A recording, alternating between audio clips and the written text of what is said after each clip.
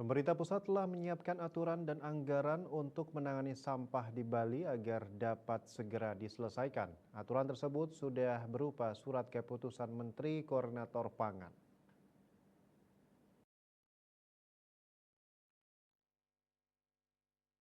Menteri Koordinator Bidang Pangan Zulkifli Hasan mengatakan, nanti kerjasama antara pemerintah pusat, kementerian terkait, serta pemerintah daerah akan terus dilaksanakan secepat-cepatnya hingga April terkait penanganan sampah khususnya di daerah tujuan pariwisata seperti Bali.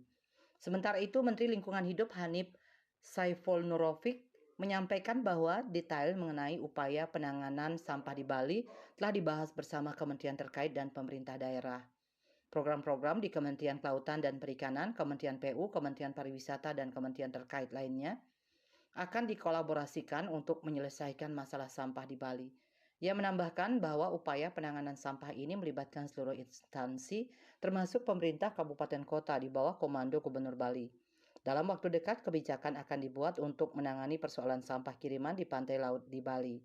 PJ Gubernur Bali, Mahendra Jaya mengapresiasi upaya pemerintah pusat dalam penanganan sampah di Bali. Ia menyampaikan pemerintah Provinsi Bali telah melakukan berbagai upaya penanganan sampah mulai dari pembangunan TPS 3R, TPST, pemilahan sampah berbasis sumber hingga teknologi modern. Namun upaya tersebut belum mampu sepenuhnya menyelesaikan permasalahan sampah di Bali, sementara saat ini TPA Regional Sarbagita Suwung telah mengalami kelebihan kapasitas.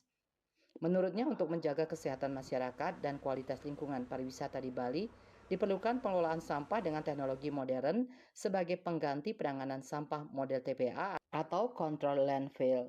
Ia berencana mengolah sampah menjadi energi listrik berbasis teknologi ramah lingkungan, waste to energy, yang diyakini mampu mengatasi persoalan pengelolaan sampah di kawasan Sarbagita. Ketut Winata, Bali Post melaporkan.